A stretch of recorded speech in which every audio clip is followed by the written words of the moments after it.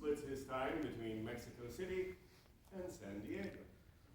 Schmidt has published a variety of books, short stories, and articles in both English and Spanish, including 3 Nights in the Clown Motel, a book of non-fiction horror, as well as the series Gone Viral, Urban Legends of the COVID-19 pandemic.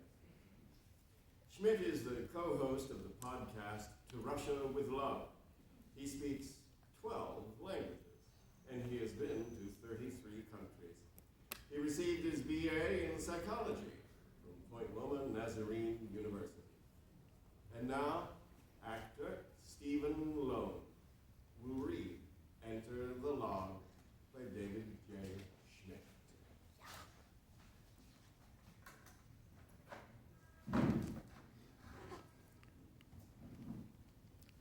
Sinew walked down the dark cement hallway.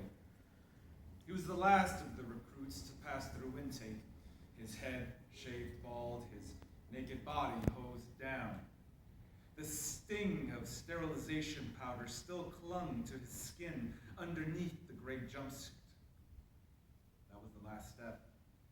He was now ready for the log. As he left the processing center, the long passageway reminded him of some craggy, sinister birth canal. Nobody remembers being in the womb, he thought.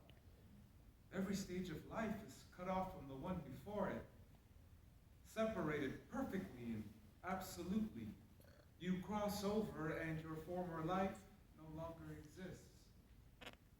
Womb to birth, childhood, log. It's the same for every human.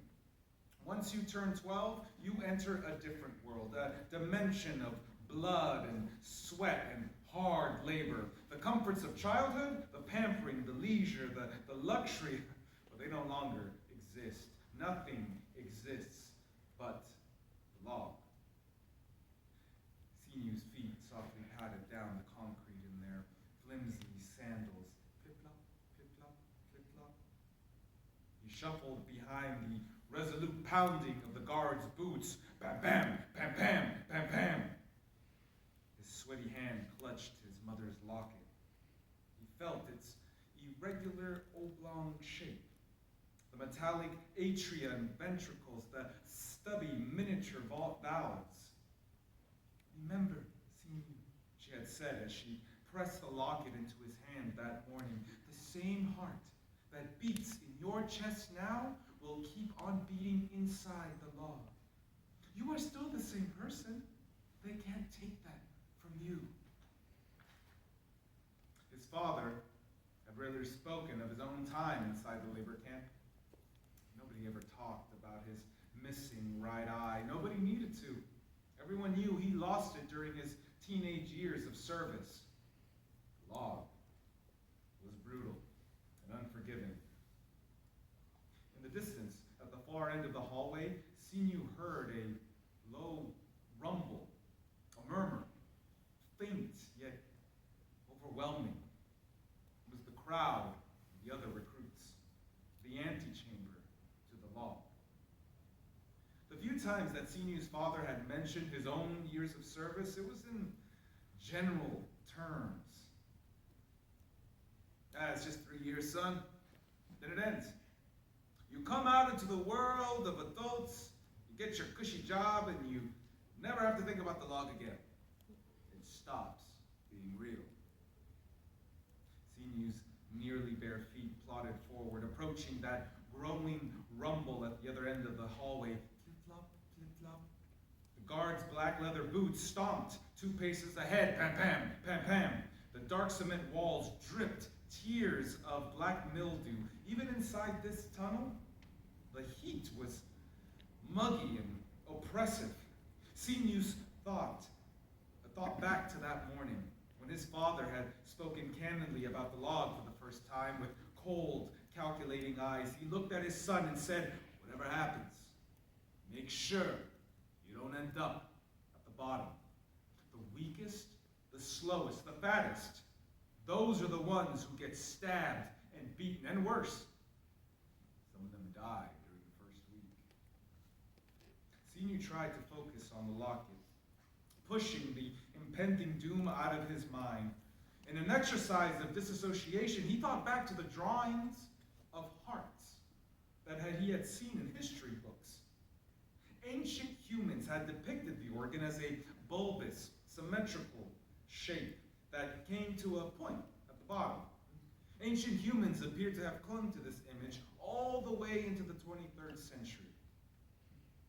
What a quaint, simple time when hearts were nothing but round, smooth objects, when the law didn't even exist, when humans didn't enslave their own youth. Sinew's reverie was broken by the growing rumble at the end of the tunnel. It rose to a roar, louder and louder, a thundering tide of angry youth, like the crashing tsunamis that had swallowed the nation's coastal cities so many centuries ago. Before he knew it, Sinew was standing before the massive iron door. The guard grabbed his arm. "Before you go in."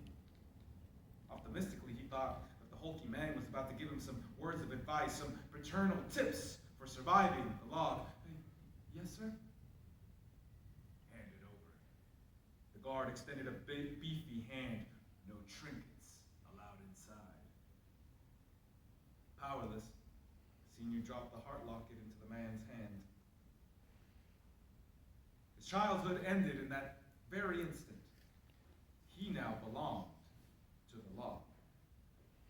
The iron door swung open, and the guard pushed Sinew into the crowd. The roar of voices was deafening as he was jostled forward into a sea of adolescent bodies, all in gray jumpsuits. Freshly shaven bald heads of different tones surrounded him, the soft, naked, tender scalps of the other new recruits. The antechamber of the law. The crowd of 12-year-old boys was surrounded by dirty cement walls rising 10 meters up to meet the gray steel roof. Mist and dim sunlight drifted in through open holes at the top of the walls. The walls held in the steamy, dank heat and the smell of sweat and fear. A rough pecking order was already emerging in the crowd, and most of the boys shouted at each other with forced bravado, feigning expressions of indifference. Sinew struggled to do the same. A few of the recruits looked absolutely horrified, pasty faces and ruby cheeks, visibly trembling in their gray suits and sandals. If Sinew's father was right, these boys would be the first to fall. Sinew looked at the edges of the crowd and involuntarily shuddered. Those were the recruits that his father had warned him to stay clear of, the scary ones.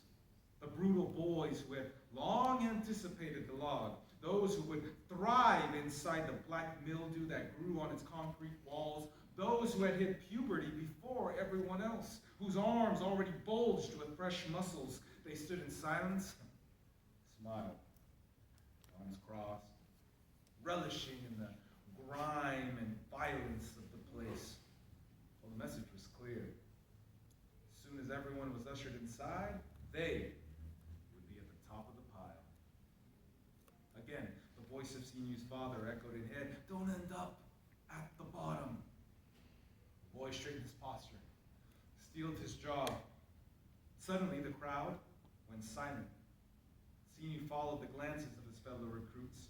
High above their heads, a tall wooden platform jutted out from the cement wall, and there stood the commandant. He stared out at the sea of bald heads in silence. His black uniform was freshly pressed and immaculate. Pants tucked into leather boots, black gloves on his hands. He folded them over his chest and breathed deeply. At last, he cleared his throat and addressed the crowd. You boys have much to be proud of. You will spend the next 3 years working to sustain our great nation. At this very moment, other boys your age are supporting our homeland and other logs. In the mines, the factories, the fields, the foundries, you now stand among them. Sinu heard a low metallic creaking from the wall to his right. He turned slightly, noticed a crack of light running up and down the length of the wall. Eons ago, the commandant continued, in the ancient past, but there were no laws. Primitive societies got their log work done in barbaric ways, by creating entire classes of people to do it. Lower castes, foreigners, prisoners, slaves. However, after years of wars and devastation, we have now found a better way. All of us earn our keep in this civilized nation. You boys will help create the prosperity and well-being that make us great. Take your place and be proud. Take your place in the log. At these words, you heard the sound of groaning metal, like the terrible maw of some great beast awakening. The entire wall to the right opened up. Two massive doors pulled by human hands. Sinu saw the workers hauling ropes, hardened, scarred, ruthless third years with little humanity left in them, all throbbing muscles and dead eyes. Once the doors lay open, the stench of garbage filled the antechamber. Over the bald heads around him, Sinu caught glimpses of the world beyond, a patch of green-gray sky, crowds of adolescent workers crawling over mountains of trash, the putrid odor of acid rain. In the distance, the occasional scream. Sinu's mounting dread was morphing into abject terror. This was real. This would be his life for the next 3 years. He suddenly noticed the other boys slowly edging away from him. The empty circle around him grew wider amidst smiles and snickers, and a couple of the recruits pointed. And he looked down. Oh no. He felt the warmth slowly spreading between his legs. Oh, no. A dark stain grew on the crotch of his gray jumpsuit. Please, God, no. At the edge of the crowd, the tall boys leaning against the wall smirked. They exchanged knowing glances. The worst had happened. He would never recover from this. No matter what he did, Sinu was now one of them. The weak ones. Worst part was, whatever happened in here, nobody on the outside would see it. This was a black hole, invisible to all who lived in the peaceful, prosperous, civilized world outside.